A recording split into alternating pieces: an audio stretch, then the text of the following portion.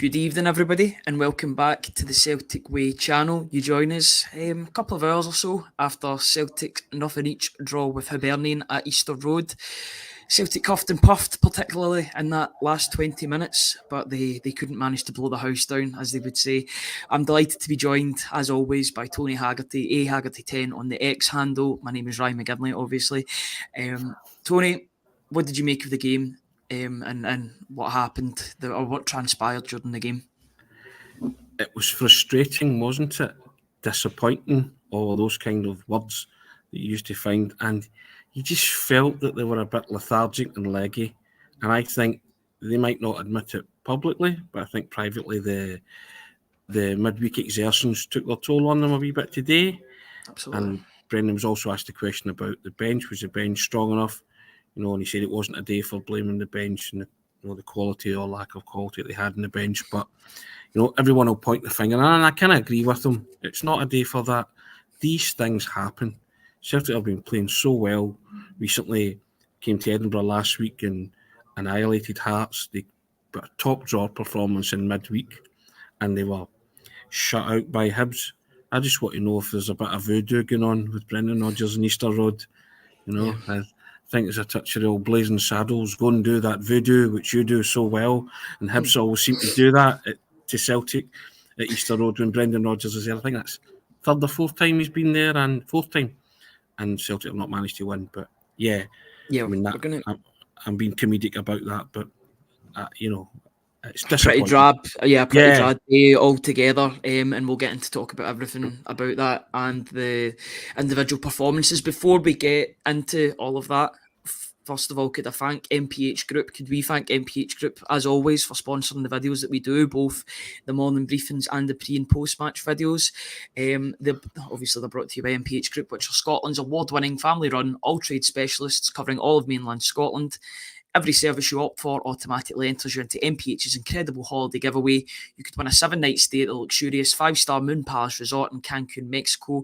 All the links are in the description. If you're looking for plumbing, heating, kitchens or bathrooms, then look no further than MPH Group for all your work with regard to those sectors. And could I direct everybody to the bottom of the screen? Please subscribe to the Celtic Way website for £4 for 4 months or £18 for a year. You'll be supporting top quality football journalism covering the club you love.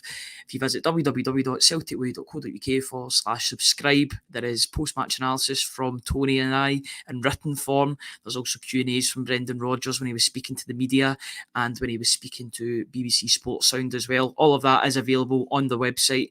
If you are interested, please go and have a look at that and please subscribe. It really helps us. We cannot continue to do what we do without the support of everybody, and we really, really do appreciate it. Let's get into talking about the nothing each draw. It's not the first nothing each draw that Celtic have had this season. Obviously, they had it against St Johnstone at home. That was a bit more of a shocking result than the Hibs away, because I think on the balance of play, I would say Hibs probably defended resolutely and deserved their point at the end of the day. But it was a very disappointing day at the office for Celtic and perhaps a case of a European hangover coming into play for the first time this season. Yeah, definitely. I think you're left with the same feelings of frustration, aren't you? The same way we spoke after the St Johnstone game.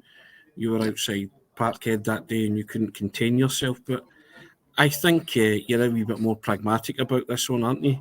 In terms of the heights that they reached on Wednesday night, just failed to, and last Sunday, they just failed to replicate that. And, there are circumstances for it. I'm sure the manager didn't want to be bogged down with thoughts about the bench.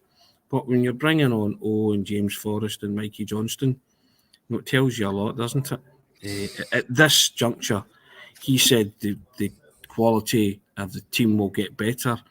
And I think if anything, it's a wee nod to those upstairs, isn't it? Just, you want this team to get better, then I'm the man that will help you get better. I'm proving it with the players. This team is getting better, the squad's better. But we want to bring in, he banged on about quality, didn't he? And, lots of people, there was talk in the press room today, guys were mentioning Giakoumakis and stuff like that. And we've all been over all that kind of course and distance and ground before, but it's always worth bearing in mind, isn't it? That was a quality player that was left the club because he was pursuing regular first team football. That's fair enough, isn't it? And I think these performances happen. You look at the start to the season Celtic have had, Ryan. That's them been to nearly every away ground of the teams that you expect to finish in the top 6, and they're 2 points short of a perfect invincible record away from home. I think the manager said as well, you don't judge the team after 10 games. You judge it in May. And it's a temporary disappointment. It's another wee blip, isn't it? But they've played 10, they've won 8 and drawn 2.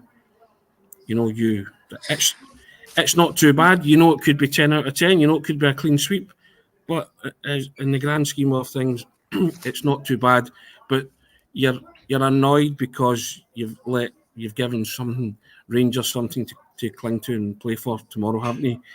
Given them a chink of daylight, and maybe we'll see what transpires with that. But you were hoping that Celtic would go 10 clear, put that pendulum of pressure back where they had to win. But they're entertaining Hearts tomorrow, and the gap come tomorrow afternoon could be reduced to 5. So, and then it's game on again, isn't it? So yeah.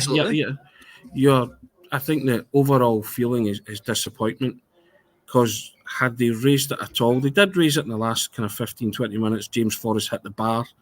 It was there for the taking, wasn't it? Yeah, absolutely. They looked a bit shot shy today, I thought. They were taking... There was a couple of moments where they maybe could have taken a shot and they didn't. They took an extra touch, and that extra touch then allows the Hibs players to get back into position and make a defensive block or make an interception. They seem to be thinking about their performance a lot today, I thought. And I don't know if that was tiredness and over-analysing their performances. I thought it was as poor a day as you'll see from Matt O'Reilly this season. I think there was fatigue. That last 20 minutes, he was running on complete empty. Yeah. He was playing by memory, wasn't he? I think there was quite a few times where the ball was given to Matt O'Reilly, and I think a lot of the players were like, right, Matt, go and do something. Do something, yeah. Just prodding with the stick as if go and do something. But he was running on empty, and I'm not gonna sit and criticise because he's been Celtic's best player this season. But it was just a tired performance, and it was mental as well. As much as Brendan Rodgers doesn't want to go in and talk about it, he was saying that in his press conferences. There's no excuse with regard to mental fatigue. It's natural. They're human beings at the end of the day, and you've got to be pragmatic, and you've got to think about basically the holistic view of the whole season. Yeah. It's just a blip, but Celtic are in a good place. Yeah, and I saw Matt O'Reilly berating Mikey Johnston at one point because they gave away cheap possession, and whilst he didn't have his greatest game today for Celtic, he was still wanting players to make an impact and contribute. And I think they looked at Matt O'Reilly once too many times today, and I think he was just saying to the guys, "I'm knackered. I've given my all here. I just, he needed other people to step up to the plate today as well, and it just didn't happen. James Forrest misses a sitter, doesn't he? Hits the bar, should score. Yeah, the commentary was saying that he hits it too well. I don't necessarily agree with that, because if he hits it well enough, it'll go in the back of the net. I understand there's a lot of power in it. He doesn't need to put any power on it. He just needs to direct it, and it should go in the back of the net. It's a great delivery from David Turnbull. Really right on the button, perfect. It's a chance that Kyogo would be screaming out for. That's his sort of chance. Yeah, falls to James Forrest. I don't know how long he was on the pitch at that point, maybe 10-15 minutes, but he should have set himself better. It should be rifling the back of the net. Unfortunately, it hits the crossbar. I said to my dad, I was watching the game with my dad today, and I said this goal wasn't coming with about 20 minutes to go. You just get a funny feeling about certain games. You like to be proven wrong, but at the same time, the way that Celtic were playing wasn't that deserving of a winner, I would say, in all honesty, because the passing systems weren't there. There wasn't a fluid style today. Yeah. And if they would have got a goal, it wouldn't have been down to good football. I don't think it would have been down to having better players than the opposition. So I've not got too many complaints about the point, because Celtic didn't play to their best today. I think today they were bereft of ideas, bereft of a spark and creativity in the final third, and it happens. You said it at the start. I hate using these cliched terms, bad day at the office, and European hangover. But that's what your eyes are telling. That's what you watched today. You watched a team who struggled to just raise it because the gargantuan effort they put in the other night, and he played more or less the same team because Bernardo more or less played the full game, didn't he, the other night? So when early substitute for Hatate. So, and then Brendan Rodgers was asked, would he have liked to have made more changes? But he wasn't really getting into those kind of subtle nuances and arguments because I don't think he said he didn't want to. I mean, what really can you berate the Celtic players for? They've won 8 and drawn 2. They failed to score in 2 games where they've not lost them. They've drawn 0-0. And they've had chances in both of those games to win it. They haven't, so be it. They're 8 points clear. Could be 5 come tomorrow. Could be 8 come tomorrow as well. And it could turn out to be a decent point. Hibs defended for their lives. And I think sometimes you have to credit an opposition who dig in and get their just rewards. So, I mentioned to you, Ryan, it can't all be killer like last season, like last week. There are some filler performances during the course of a season, a 38-game season. I think you file that under filler today. Celtic were they weren't at it, were they? They weren't bang at it. The way we know they can play. It's a sort of performance at the end of the season with those videos or the DVDs that come out, that music montage will be played over it, and it'll be like missed chances, etc. It'll just be a footnote in the course of the whole season. A very, very forgettable game, as is a lot of games at Easter Road, it seems to be for Celtic, and not recently, because they have done well under Ange Postecoglou, but Brendan Rodgers is still to win at the stadium. If Celtic are to go back there, I don't know exactly how the split will go when it comes to that at the end of the season. Celtic may have a chance to make amends and go back there and break that record under Brendan Rodgers, the unwanted record. But as it stands, it's another game that goes on. He can't be breaking every record the first time round. Like he had that Livingston win, but it's maybe one to happen for another day. It just wasn't. It was a bad day at the office. I know it's a cliche, but it really was a bad day at the office when you've got. Welsh Paul comes in, Ryan. Tony, we are Celtic, no excuses, European hangover. I'm not making excuses. I'm just saying these things happen. Yeah, that you don't score, you don't win games, a team defends for their life, a goalkeeper like the St Johnstone goalkeeper had a stormer that day at Celtic Park. It's football. That's what happens. So, and I think, if you're asking, yes, Celtic were poor today. They didn't raise it. Anyway, we may disagree, but it's good to see you looking better. This is as good as it gets. I'm still feeling brutal. I'm just playing my way through it, and as you do. But yeah, we may disagree. I don't think we're disagreeing. I think we're both on the same wavelength here, to be fair. These things happen. I don't think the manager was proffering any excuses today. There was no excuses for the way Celtic played. They just weren't at it. They didn't raise it to the level that we know they're capable of. Yeah. But they look tired and they look leggy and they look jaded because of a massive effort from the other night. And if the manager felt that the team needed freshened up, and then he would have done that. I think he would have felt he would have done that. But he's big on his rest and recuperation. So it could have been worse. They could have lost it. Martin Boyle had a chance, didn't he? That was probably one of the best chances of the game. I think that definitely was for Hibernian in the game. Yeah. That's a shot that he'll be thinking about that tonight, that chance, because it is a gilt-edged chance. It's a perfect ball into the box. I would expect a player of Martin Boyle's undoubted quality, especially at this level, to put that away. Celtic got away with winning that, and maybe that's him just riding their luck. And there was that chance. Then there was the James Forrest chance at the other end of the park. It was just one of those games today. There's always a dip in performances after a European game, and especially a dip in terms of the highs that Celtic reached the other night against a quality team. And and here's Phyllis coming in. Tony isn't able to rotate as the subs and reserves aren't good enough. Right, perhaps so the case. Yes, that's a different argument altogether. We saw, Ryan, I think that was one of your instant analysis points, wasn't it? Of the 3 players that came on.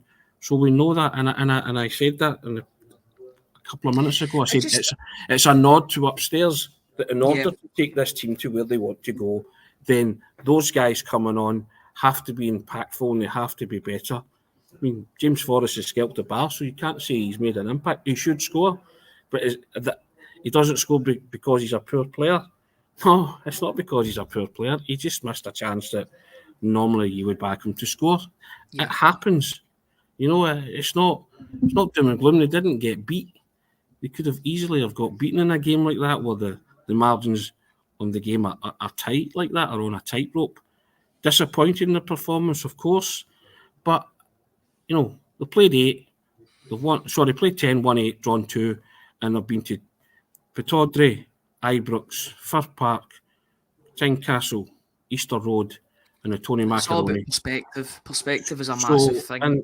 And so they will now play these teams at home in the second quarter of the season, and you'll be expecting to bank quite a lot of those points and have a similar type record, if not a 100% record in those matchups against those teams. So yeah, I don't think it's the time to, we spoke the other day and we said we would criticise them when they need it, but I don't think they can criticise them today. I think the overriding feeling is disappointment, isn't it? And frustration. Yeah. You can't, and if you're that way inclined, you might be angry that they didn't win, but I don't think you can be too hard on them, There was a point I made during the week, and it was talking about the roller coaster of a season. There seems to be lots of ups and downs. I didn't feel that under Ange Postecoglou. Maybe in the first season that was the case due to the results being a wee bit helter-skelter at the first part of the season. But it just seems with every game, and you do get this online. I realise that online isn't real life. I know people speaking about life, but they're projecting an opinion online.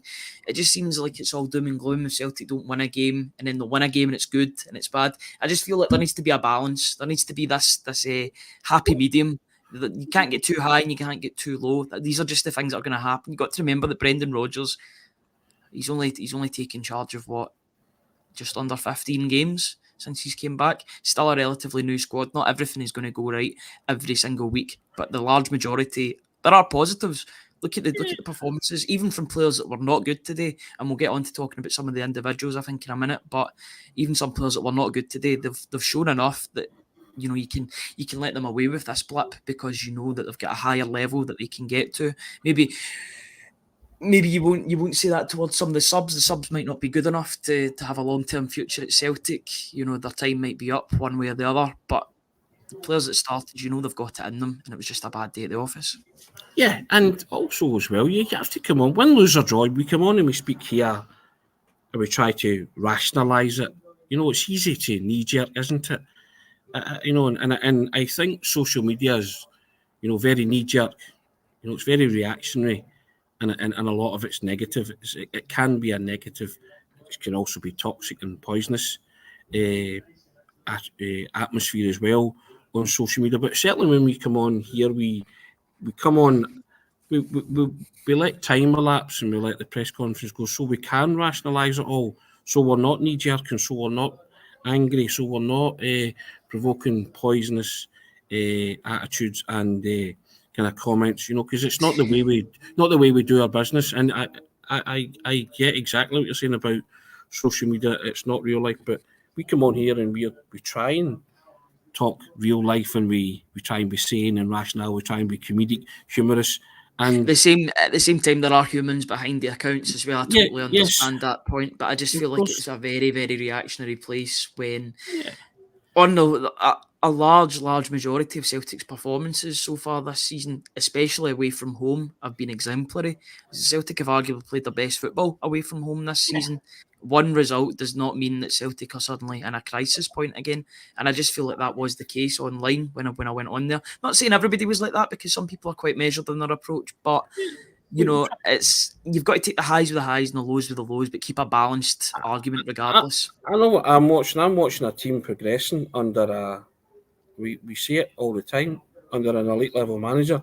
He's improving players all the time, but there is no divine right to win every game. You have to earn that right. And Hibs earned the right to play Celtic and get a draw today because they defended for their lives. Defending's an art. It's part of football. and Hibs did that very well today. So you have to commend Hibernian for doing that. And also, they've not been great of late. Last weekend they were turned over.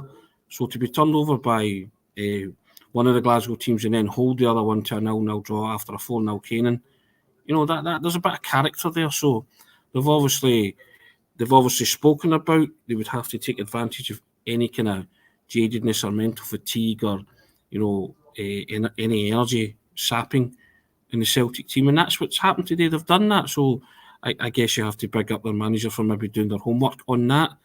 I guess the blindside thing about it was I don't think anybody saw it coming after last week's wonderful win at Tynecastle. I don't think you saw Celtic drawing a blank, and that for me was I was sitting there the whole game thinking, one goal wins it. Celtic looked the more likely to score because Hibs weren't doing much. You've watched that movie unfold so many times before, late winners and stuff like that. They came on strong last 15, 20. James hits the bar and Mikey Johnson comes on and some good things. Hit and miss. Hit and miss, yeah. Mixed bag. But I thought they were forcing the issue, and like most Celtic supporters, you got into that kind of, it's going to happen. But there are times when it doesn't happen. So, and that was one of those days. It was the same against St Johnstone. But I know what I'm watching. I'm watching a team improving, and I'm watching a team who will get better. And, it's a road bump, isn't it? They've hit a wee speed bump. And, seasons are littered with those. And I think Celtic are to be commended for their start to the season, to be honest. To quite frankly, have that glut of games and the computer spitting out those fixtures.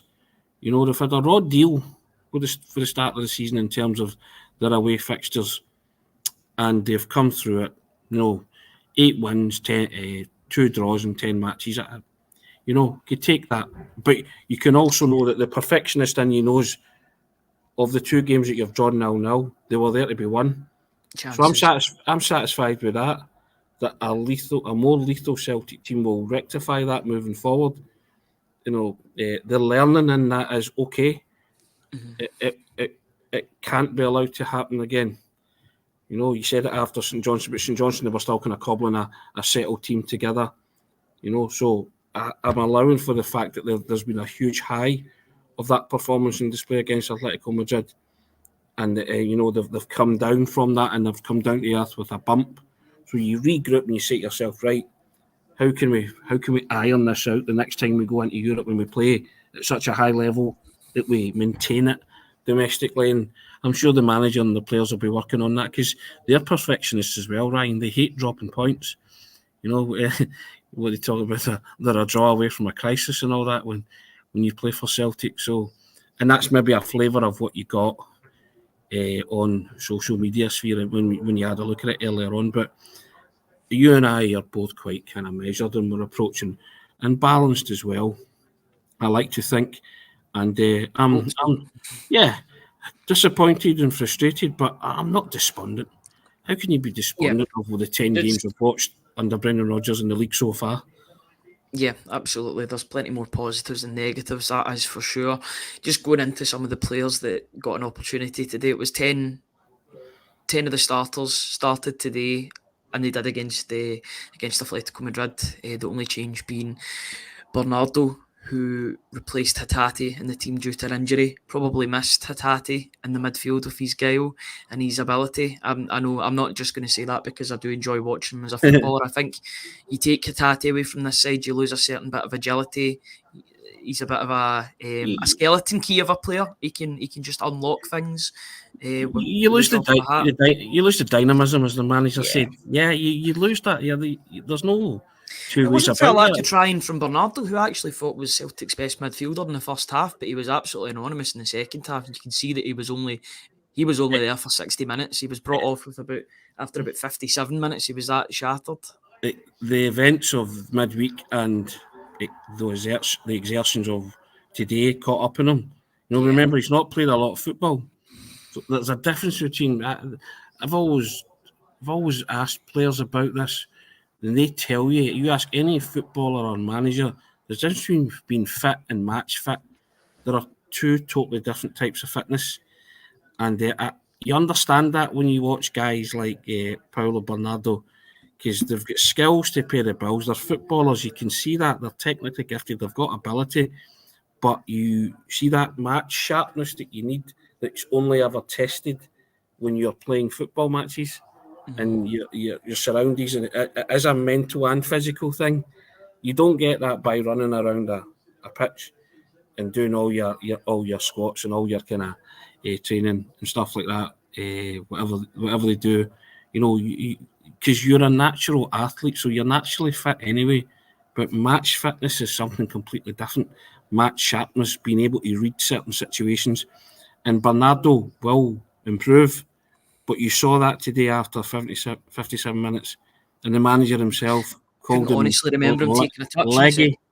Yeah, manager when called he was brought off. Leggy. It was obvious who was going off. And also as well, Ryan, I quite like that from the manager then, noticing that he's leggy and not persevering with a guy who's tired, who, because of a lack of match fitness, might switch off, might pass the ball, make a mistake, in a crucial area, and Hibs go on and win the game. So the manager was sharp. He was, he smarts around and was saying, right, I told you I would give you an hour.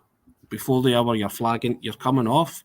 So you have to big up that. So that's what I'm talking about, that the manager's not just, it's that elite level thing that you talk about. You notice all these things, so he could have kept Paulo Bernardo on there, and then Hibs could have steamrolled him near the end because of his lack of, could have clocked onto that fact that this guy's struggling. Let's attack him. But Hibs didn't really have an outball the last 20-25 minutes, so the chance of that happening was slim. But you negate that by taking a player like Bernardo off and then introduced him, giving him, as I said before, he got an hour.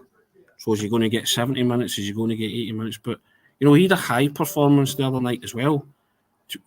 Played at a level. For a guy who's not played a lot of football, that surprised me about him. I've got to be perfectly honest. So I didn't think he was the worst today. I don't even like to use words like the worst, because collectively there was, it just didn't happen. There was no spark. It was a collective malaise. Aye, there was no spark, no invention, no creation. 2 or 3 times you could tell that even Carter Vickers wasn't playing to the high standards because he was putting the ball out of play with some of his passing. And that was really uncharacteristic from a guy that's probably in the high 80s, low 90s in terms of his possession stats or his possession success rate in terms of passes. So it just showed that there was just an off day altogether. And I think that can, much like Carter Vickers, can improve other players around him with good performances if he does have a bad performance, and maybe that stretches out to other players too. If there's 2 or 3 players that are maybe not to the high standards, then it'll bring the other players down. It's just natural. It happens in football. But, Celtic have got 3 days to go and 3-4 days to go and rectify it against St Mirren on Wednesday night. You saw it as well when Tony Ralston came on. Tony Ralston looked lacking in match sharpness, didn't he? Didn't look match fit. A couple of times the ball was played inside them, and had Hibs been a wee bit more sharper to react to that, they could have latched on and created something. So, when Alistair Johnson goes off, you realise you have a problem, So, yeah. But I just think there's a downgrade in quality, but that's a squad thing. You're going to get that downgrade in quality from Johnson to Ralston. It was a shame about Johnson, but it looks as if he's going to be okay for the next couple of days. And we were texting each other during the game, and we noticed Kyogo's movement was lacking too. We thought that he was. You flagged up to me and said, "Is Kyogo injured?" And I said, "Why?" And you said, "Watch him." And then just at that moment, he went crashing to the floor, didn't he? Somebody went through him, and he kind of got up and started limping gingerly. So, so there's a lot of things that went wrong today, but there was a lot of subtle nuances that you noticed today. Yeah. And contributed to the fact that Celtic didn't win. It's not the end of the world. The great thing about these things is I always love it when you've got a midweek game to right this wrong. Because it would be a long week, wouldn't it? If it was next Sunday, Saturday or Sunday, it would be a long week. You would brood over it a bit. No good time to brood. You rest, you recover. I think the players will get tomorrow off, Monday, Tuesday in, and then you get back in the horse. and you know it's a tough game against St Mirren. St Mirren have a decent start to the season. Steve One of the Robinson form always has sides in the Premiership. Yeah, so 4-0 win today as well. So they're scoring goals. Stephen Robinson, we know he's a good manager. He's a very, very good operator at this level. He's one of the better managers in the league, I would say, or probably top 3 or 4, I'd say, in terms of the top talents, in terms of managerial, especially with the job that he's doing at St Mirren. It seems like a really good setup there, and they're going from strength to strength. That'll be a tough game. All games are tough for Celtic in the league, regardless. You've got to earn the right to win every game, but it's going to be a difficult game against an informed side with an informed manager that's really getting a lot of credit at the moment. You've got to make it happen, Ryan, at times. You know, you have to make it happen. I think one of the questions yesterday in the YouTube video that I watched and transcribed, one of the questions he was asked, the manager, was, are you expecting an energy-sapping game? And his response was, we'll be ready for it right from the off. It's actually the opposite of what happened. The opposite of what Brendan Rodgers said happened. Celtic just weren't at it from the off. And I found that the start to the game, they just went to put their foot on the pedal and there was no gas. It was very flat, wasn't it? And as you said, you used the word malaise. They couldn't raise themselves out of that malaise. And I think that happens sometimes. I don't think you can use it as a stick to beat the players with. They are human at the end of the day. These performances, you know, creep in every now and again. We hope that it's again and not now, but it was now, you know, so you just hope that they're temporary blips and hiccups in the grand design moving forward. And they bounced back superbly from the St Johnstone 0-0 draw. So I'm taking it they'll do the same again. And as I say, that's why I'm delighted that St Mirren's on Wednesday night. I know it's going to be a tough game, but, you know, a big Celtic Park crowd again, lifted players, G them up, and there'll be an expectancy there.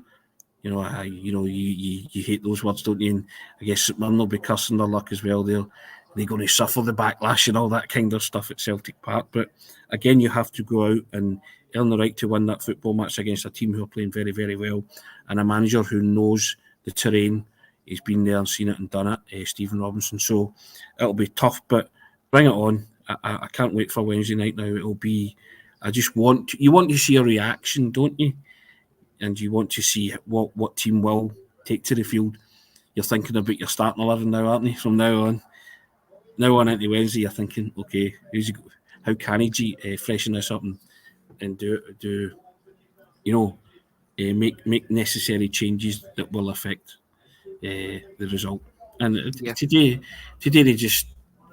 today they fell short of what I think a lot of people expected, and I think that's the nature of it, Ryan. Had it been a kind of average start to the season, where Celtic were maybe winning and losing and drawing, I think it would be a bit more palatable and acceptable. And you would have cut the manager slack in terms of his rebuilding. He's still rebuilding. This team's still rebuilding under Brendan Rodgers, and they've dropped 4 points out of possible 30.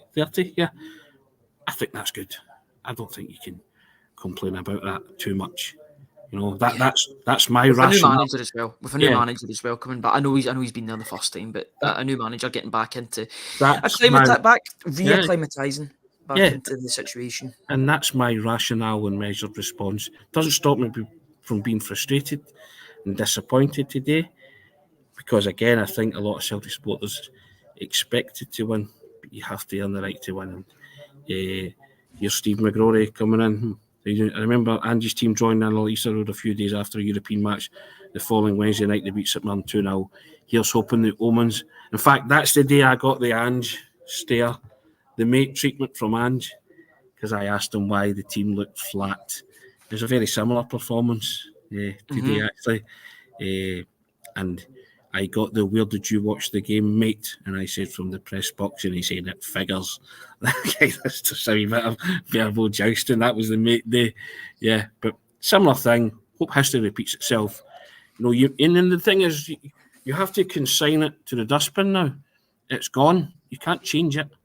So you move on to the next one, and fine well the players will be off tomorrow, be in on Monday and Tuesday, and everything will be geared, laser focused on Wednesday night. Now, I believe you've got a night out tonight, haven't you, sir? You're going to a concert. Is that right? Of sorts, somewhere in Glasgow. Yeah, so we shall do the decent thing and wrap up. I've enjoyed it. I've enjoyed our chats both pre and post match today. It would have been a bit easier with a win, more to talk about, or even goals to talk about. But that's something I can muse over tomorrow for the stats bomb report. That'll need to be a bit thinking outside the box with a lack of goals to talk about. Don't want that to affect your mood in your night out, though, sir. No, absolutely not. It won't. It's just a facet of the weekend. It is disappointing, but I'll get it out of my head. Thank you, everybody, for joining us today. We tried to get on as quick as we can after the game, but we need to write up press conferences, etc., etc. Before we finish up, we'd just like to thank MPH Group for sponsoring this video. The video was brought to you by MPH Group, which is Scotland's award-winning family-run all-trade specialist covering all of mainland Scotland. Every service you opt for automatically enters you into MPH's incredible holiday giveaway. You could win a 7-night stay at the luxurious 5-star Moon Palace Resort in Cancun, Mexico. If you are looking for plumbing, heating, kitchens or bathroom work, then please visit MPH Group. All the links are in the description.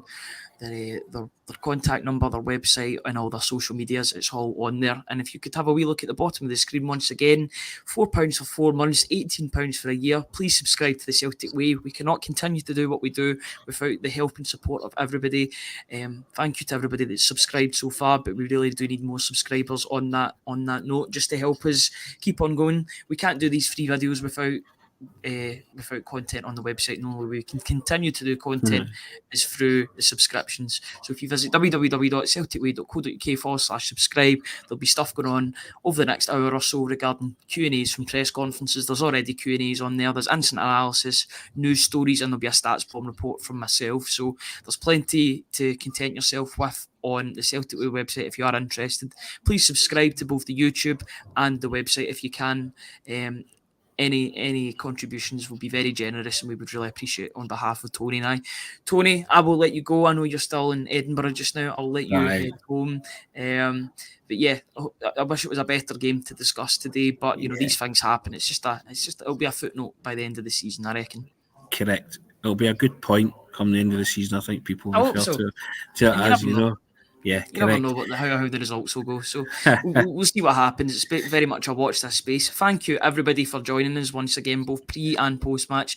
We'll be back live on Monday morning at 10ish. You know the score. The morning briefing. We'll talk about all the fallout, talk about the articles that I did, as well as some of the stuff that's coming on the website over the next couple of days or so, as we look forward to playing. As Celtic look forward to playing St Mirren on Wednesday night. Thank you. I see what you did there. You said all the fallout. For those of you who are astute, that might be a wee clue as to where Ryan's concert and who he's going to see tonight. Did not mean that at all. I was wondering where you were going with that, but it's good that we can finish this on a smile rather than the droll Fallout Boy, is it, Ryan? Is that who you're going to see? Yes. Well, you enjoy. You have a wonderful night, fella. Thank you very much. And thank you, everybody in the comments, for joining us once again. We'll be back on Monday, as we said. But until then, thank you very much, guys, and have a good rest of your evening. Cheers.